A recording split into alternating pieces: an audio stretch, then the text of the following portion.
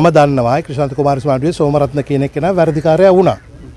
දැන් ඒතර ඒ නඩුව ඉවරයි. එයා වැරදිකාරයා වෙලා ඒ නඩුව ඉවරයි. දැන් මොකක්ද වහන්නේ එතන? அந்த வழக்குல அவர் வந்து குற்றவாளின்னு சொல்லி அந்த வழக்கு முடிஞ்சுதான். ඒ කාලේ ආයතන ඒගොල්ලෝ ක්‍රියාවට නගන්න ඉඩ දුන්නේ නැහැ. මිනිස්සු නැහැ, සල්ලි නැහැ. ඒතර එළියේ ඉන්න මිනිස්සුන්ට මොකද්ද පේන්නේ? OMP එක වැඩක් නැහැ. ඒතර ඒ OMP ආයතනයේ වරදද? OMP එක හිටපු மினிஸ்ட்ரிக்கு வரது பழையதை வச்சு கேட்க வேண்டாம். இப்போ உங்களுக்கு என்ன தேவை? ஓஎம்டிக்கு உரிய பிரச்சனை இருக்கா, காசு தேவையா, அலோகேஷன் இருக்கா? பழைய கவர்மெண்ட் வந்து தமிழாக்களுக்கு கூடாத செய்கிற மாதிரி தான் இருந்து கொண்டிருந்தது. ஏர்லிய டேஸில் வந்து ஒருத்தருமே அப்படி செய்யலை. தங்கட கவர்மெண்ட் அதை நிச்சயமாக செய்யும் என்று சொல்கிறேன்.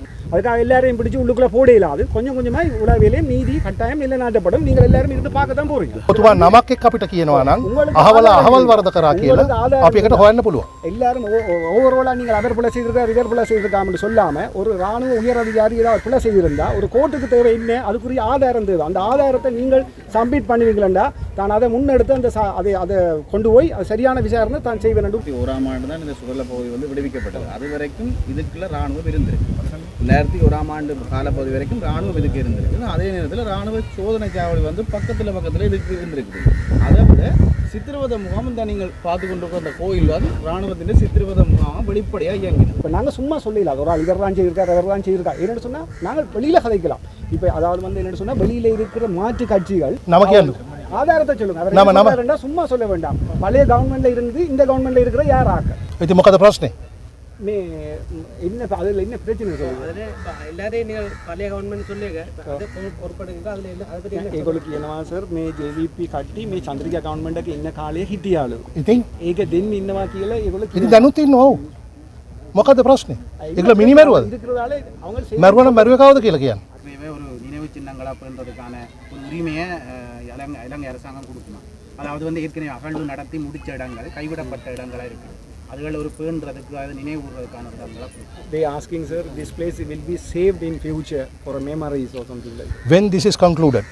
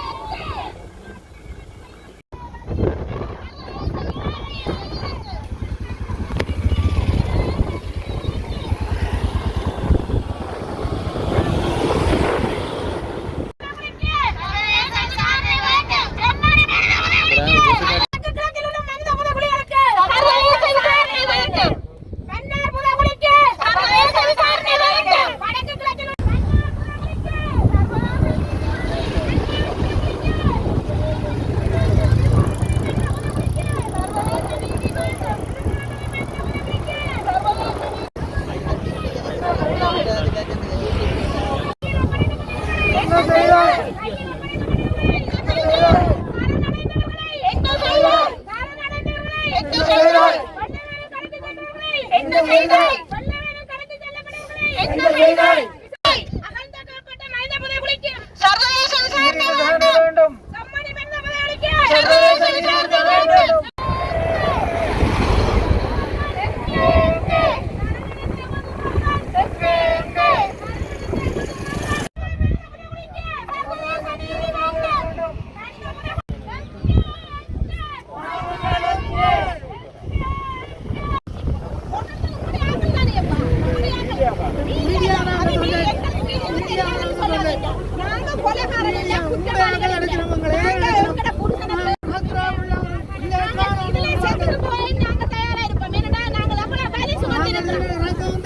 செம்மணி வழக்கு வந்து கிடப்பில் போடப்பட்டிருக்கணும். அதில் கைது செய்யப்பட்ட சந்தேகனவர்கள் அப்படியே அந்த வழக்கு கிடப்பில் இருக்கிறது. அந்த வழக்கை திருப்பி எடுத்து அரசாங்கம் ஏதாவது கொண்டு வரது நடவடிக்கை எடுக்கும்.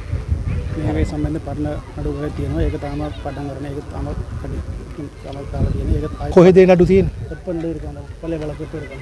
சோமரத்ன ராய மரண ඒ නඩුව ඇහුවනේ. 99 ஆண்டு தொடங்கின வழக்கு. මොකද? 1999 ஆண்டு தொடங்கின வழக்கு. 99 පටන් ගත්ත කටයුත්තක්. ඔව්. அந்த வழக்கு தொடர்ந்து நடந்து வந்தது. பிறகு දැන් ඔයා කියන්නේ නඩු තියෙනවා කියලාද? ඒ නඩු අංක මොනවද? கிருசாந்தி வழக்கோல இந்த வழக்கு எடுக்கப்பட்டு குற்றவாளியா Now he is to give him pardon, come out and give evidence. That is what he දැන් said. මට මේක අහන ප්‍රශ්න තේරෙන්නේ නැතුව මම ඉන්නේ. ඒගොල්ලෝ ආනන්ද සර් අර 1999 අර කිරිසාන්ති වලක තිබුණා. ඔව් හරි. ඒ වෙලාවේ අර කඩියද දෙකටම කරගෙන ගියා.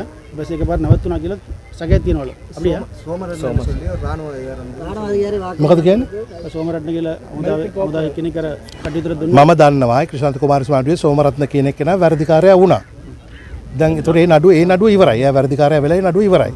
දැන් මොකක්ද වහන්නේ එතන? அந்த வழக்குல அவர் வந்து குற்றவாளின்னு சொல்லி அந்த வழக்கு முடிஞ்சுதான்.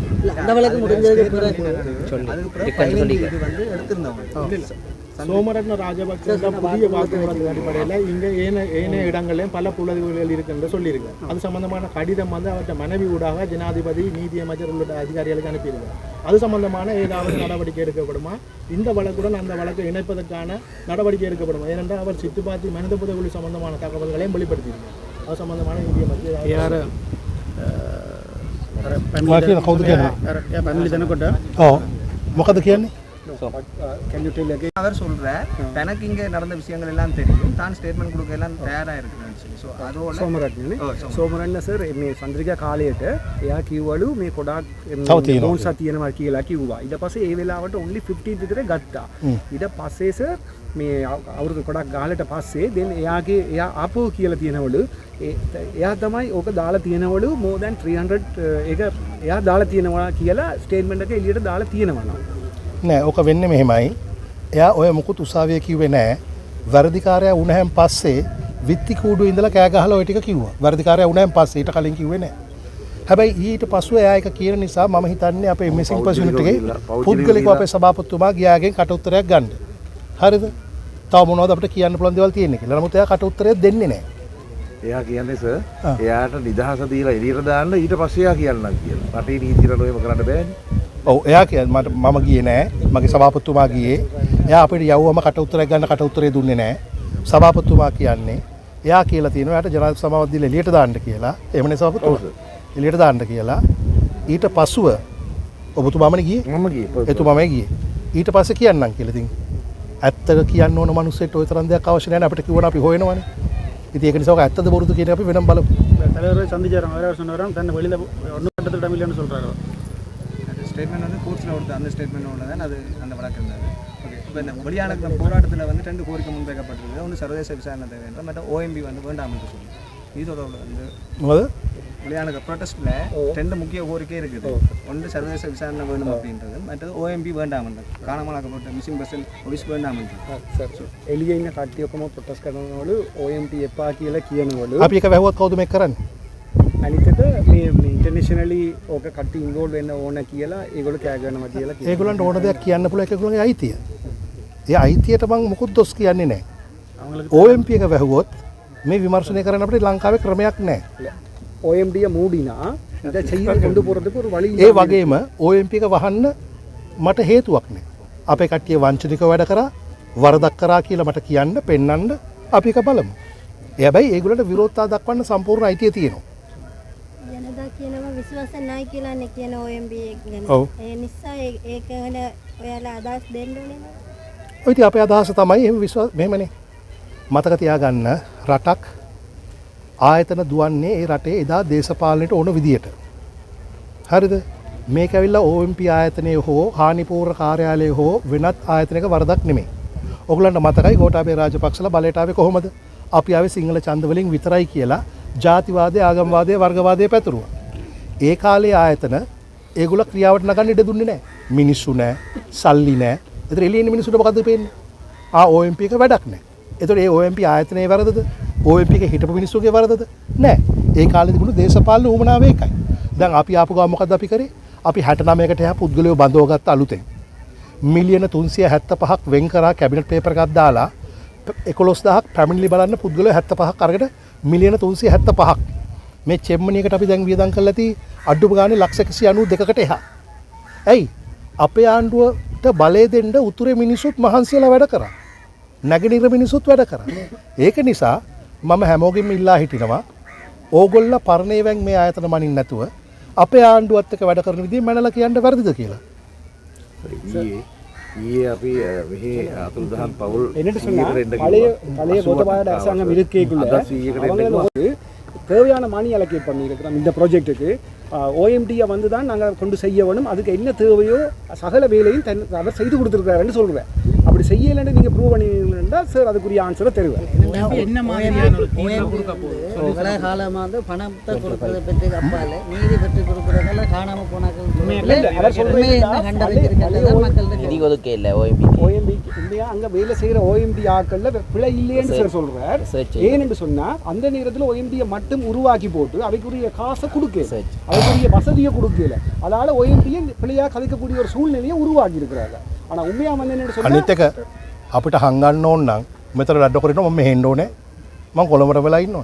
ඔයගොල්ලෝ ප්‍රශ්න උත්තර දෙන්න ඕනත් නැහැ. இந்த நேரத்தில் எங்களோட கவர்மெண்ட்டில் அதாவது சேருட கவர்மெண்ட்டில் இதாவது இப்படி பிரச்சனை இருக்குமென்னு சொன்னால் நீங்கள் கேட்கலாம். அதை பழைய இதை வச்சு கேட்க வேண்டாம். இப்போ உங்களுக்கு என்ன தேவை? ஓஎம்டிக்குரிய பிரச்சனை இருக்கா, காசு தேவையா, அலோகேஷன் இருக்கா, சகலதையும் சார் செய்கிறாருன்னு சொல்கிறார். சார் கொழும்புலான் இருக்கிறார். என்ன வேணுமென்றாலும் எப்போ வேணுமென்றாலும் கேட்கலாம். அதுக்கு தான் பக்கபலமாக இருந்து இந்த விசாரணையை கொண்டு போவேன்னு சொல்கிறேன். காணாமல் போனாக்களில் பிரதானமான கோரிக்கையாக இருக்கிறது இழப்பீடுகளோ இதுவும் வேண்டாம், தங்களுக்கான உறவுகளுக்கான நீதி தான் வேணும். அந்த விஷயத்தில் நீதி அமைச்சர் வார்த்தை sir they are telling that people are requesting, they don't want money or anything, they want only for a justice. What about you are telling about that? Well, that is justice is what we want to give. යුක්තිය තමයි අපිට දෙන්න ඕනේ. යුක්තිය දෙන්න පරීක්ෂණ කරන්න ඕනේ නැද්ද? මං කාවදදකට කියලා හිරේ දාන්නේ. මට එහෙම පුළුවන්ද? මෙච්චර වියදම් කරගෙන මහන්සි වෙලා පරීක්ෂණ කරන්නේ යුක්තිය ඉෂ්ට කරන්න අවශ්‍ය යාන්ත්‍රය හොයාගන්න. මෙතන ප්‍රශ්නේ වෙලා තියෙන්නේ මෙතන ප්‍රශ්න ඉතින් කියන්න කිව්වද? தான் அந்த நீதியை கட்டாயம் நிலைநாட்டுவேன். ஆனால் என்ன பிரச்சனைண்டா எல்லாரையும் பிடிச்சு கொண்டு ஜெயிலுக்குள்ள போடுறதால இதை செய்ய இயலாது. அப்போ தான் கட்டாயம் இதுக்குரிய நடவடிக்கை எல்லாத்தையும் எடுத்து அதுக்குரிய நீதியை தான் நிச்சயமாக நிலைநாட்டுவேன் என்று சொல்கிறேன். ඇත්තටම ප්‍රශ්න වෙලා තියෙන්නේ මේ මිනිස්සුන්ගේ නෙමෙයි. උතුරේ අවුරුදු 30ක් පරණ දේශපාලන ස්ක්‍රිප්ට් එකක් තියෙනවා සමහර දේශපාලකයන්ගේ. ඒ ස්ක්‍රිප්ට් එක තමයි සිංහල ආණ්ඩුව මහ නරක මිනිස්සු දෙමළ මිනිහට හානි කරනවා කියලා කතාවක් ගොඩනගන්න ඕන. හැබැයි ඒගොල්ලන්ට දැන් මේ ස්ක්‍රිප්ට් එක වෙනස් කරන කාලේ හරි. මොකද අපි ඇවිල්ලා ඉන්නේ උදව් කරන්න. හරිද? ත්‍රස්තවාදී වැළකීම පනත අහෝසි කළා එකෙන් එක කරනකොට ඒ දේශපාලකයෝ මිනිස්සු තේරුම් ගන්න ඕන ඇත්තටම අපිට උදව්වට ඉන්නේ මේ උතුරේ දේශපාලකයෝ නෙමෙයි. ඒ මුළු රටටම අයත් අපේ ආණ්ඩුව. මේ ආණ්ඩුව පත් කරන්න උතුරේ මිනිස්සු නැගෙනහිර මිනිස්සු මහන්සි වුණා. අපි කවදාත් පාර්ලිමේන්තුවේ කියන්නේ නැහැ අපේ මිනිස්සු මයි පීපල් කියන්නේ නැහැ. මෙහි ඉන්න සමහර දේශපාලකයෝ මයි පීපල් කියන්නේ ජෙෆ්ලා ළමයින්ට. අපි කියනවා our people. අපි ළමයි ඔක්කොම අපි කියනවා. ඉතින් ඒක නිසා ජාතිවාදය ආගම්වාදයට අපි ඉඩ දෙන්නේ නැහැ. යුක්තිය ඉෂ්ට කරන්න ඕන හින්දා තමයි මේ පරීක්ෂණ කරන්නේ. නැත්තම් 1999 පස්සේ ආණ්ඩු කීයක් ආවද? ඒගොල්ලෝ එකක්වත් ඔයගොල්ලෝ මයික් දික් කර කර අහන්න උනේ නැහනේ. ඇයි? ඒගොල්ලෝ මොකුත් කරේ නැහනේ. එතකොට මේ චෙම්මනි ආපහු හාරලා පටන් ගන්නේ කවුද? අපේ ආණ්ඩුව. 99 ඉඳලා මේක දන්නවනම් 2025 වෙනකන් 2024 අග වෙනකන් එක ආණ්ඩුවක්වත් කරේ නැත්තේ ඇයි? කරන එකම ආණ්ඩුව අපිනේ. අපි මිනිසුන්ට උදව් කරන්න හදනවා. මෙහි ඉන්න සමහර දෙමළ දේශපාලකයෝ මේ මිනිසුන්ට හානි කරන්න බලනවා. අපිට මේ ජනතාව බේර ගන්න වෙන්නේ මෙහි ඉන්න සමහර අවස්ථාවාදී බලලෝභ දේශපාලඥයෝගේ මිසක්කා වෙන හතුරෙක් වෙන කොහෙවත් නැහැ. சார் சொல்கிறார் என்னென்னா விருப்பம் என்று சொல்லியும் பழைய கவர்மெண்ட் வந்து தமிழர்களுக்கு கூடாத செய்கிற மாதிரி தான் இருந்து கொண்டிருந்தது. අරක කියන්නේ 99 පස්සේ කවුරුත් කරලා තේරුවේ. அவரு ஏர்லியர் டேஸில் வந்து ஒருத்தருமே அப்படி செய்யலை. தங்களோட கவர்மெண்ட் அதை நிச்சயமாக செய்யும் என்று சொல்கிறேன். சரிதானே? அதில் வந்து எந்த வித டவுட்டும் நீங்கள் பட தேவையில்லைன்னு சொல்கிறேன். அதாவது வந்து நீங்கள் என்ன தேவையோ இது வேணுமோ நேராக கேட்டுக்கொள்ளலாம். அது கட்டாயம் மற்றது ஒரு பரீட்சையோ இன்னும் இதை டெஸ்டிங் செய்யாமல் நாங்கள் ஒன்றுமே செய்யலாம். என்ன நீதி நிலைநாட்டப்படுமோ அந்த நீதி நிச்சயமாக நிலைநாட்டப்படும். இப்போ உங்களுக்கு நடக்கிற பிரச்சனை தெரியும், கொழும்பில் நடக்கிற பிரச்சனை தெரியும். ஈவன் சிங்களாக்கள் பிள்ளை விட்டு இருந்தாலும் பிள்ளை தான் போகத்தான் வேணும். அதுக்காக எல்லாரையும் பிடிச்சி உள்ளுக்குள்ளே போடையிலாம். அது கொஞ்சம் கொஞ்சமாக உலகிலேயும் நீதி கட்டாயம் நிலைநாட்டப்படும். நீங்கள் எல்லாரும் இருந்து பார்க்கத்தான் போகிறீங்க. யாழ்ப்பாணம் இராணுவத்தின் கட்டுப்பாட்டில் இப்போவும் அப்போது இருந்த இராணுவ அதிகாரிகள் வந்து இராணுவ உயர் பதவிகளில் இப்போவும் இருப்பதாக வந்து தகவல்கள் இருக்கின்றது. அவர்கள் தொடர்பான விசாரணைகளாக நடத்தப்படும்.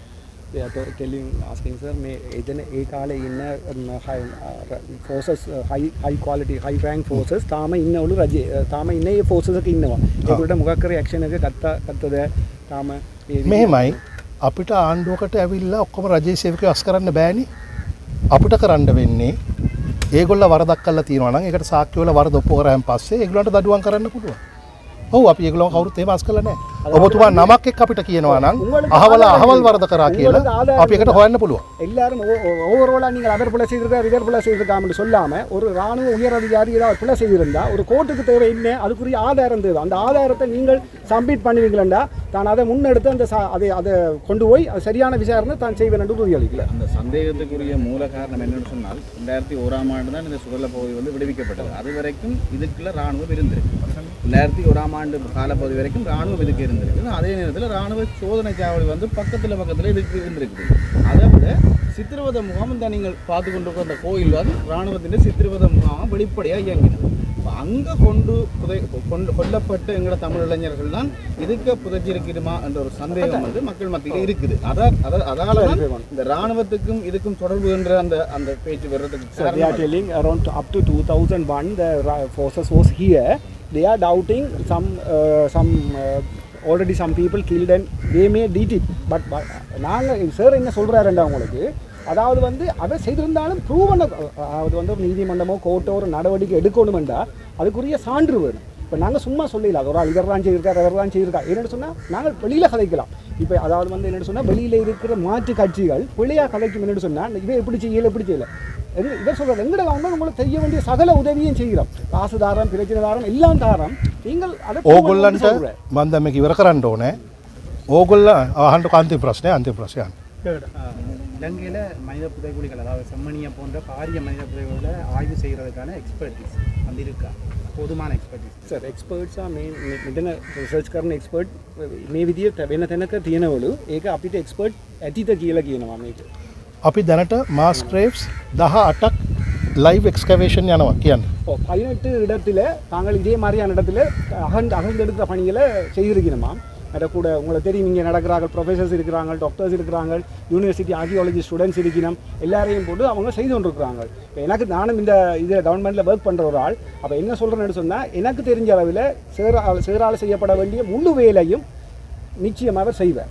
அதுக்குரிய ஆதாரங்கள் இருந்தீங்கன்னா நீங்கள் நிச்சயமாக கொடுத்தீங்கன்னா இந்த வித பயமும் இல்லை. நீங்கள் நிச்சயமாக அதுக்குரிய நடவடிக்கை மேற்கொண்டு நடக்கும். கண்டினியூவாக நீங்களும் பார்க்கத்தான் போகிறீங்க. பேப்பரில் என்ன வரப்போகுதுன்னு பார்க்கத்தான் போகிறீங்க.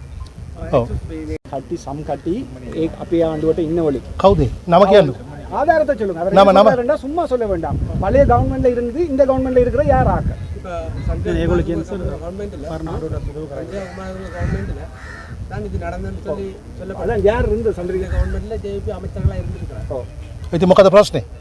මේ ඉන්න அதில் என்ன பிரச்சனை சொல்லுங்க. அதிலே எல்லாரையும் நீங்கள் பழைய கவர்மெண்ட் சொல்லுங்க. அது பொறுப்படுங்க. அதில் என்ன அதை பற்றி என்ன ඒගොල්ලෝ කියනවා සර් මේ JVP කට්ටි මේ චන්ද්‍රිකා ගවර්න්මන්ට් එකේ ඉන්න කාලේ හිටියාලු. ඉතින් ඒක දෙන්න ඉන්නවා කියලා ඒගොල්ලෝ ඉතින් දැනුත් ඉන්නවා. ඔව්. මොකද ප්‍රශ්නේ? ඒගොල්ලෝ මිනි මරුවද? இருக்கிறதால அவங்க මරුවා නම් මරුවේ කවුද කියලා කියන්නේ. அந்த கவர்மெண்ட்ல நடந்ததுக்கு அவையும் பொறுப்புதான். මිනි මරුවා නම් කවුද මරුවේ? එහෙම ඉන්න බැරිද? 15 எண்புக்கூடுகள் ஏற்கனவே செம்மணி அகழ்வில் அகலப்பட்டு வெளிநாடுகளில் ஆய்வு கொண்டு செல்லப்பட்டுள்ளது. அந்த அகழ்வில் இருக்கிற அந்த விசாரணையில் அந்த டிஎன்ஏ அது சம்பந்தமான விசாரணையில் துரிதப்படுத்தி அதை யாரென்று கண்டறிய வெளிக்கிறதுக்கு இப்போ 25 வருஷம் ஆச்சு.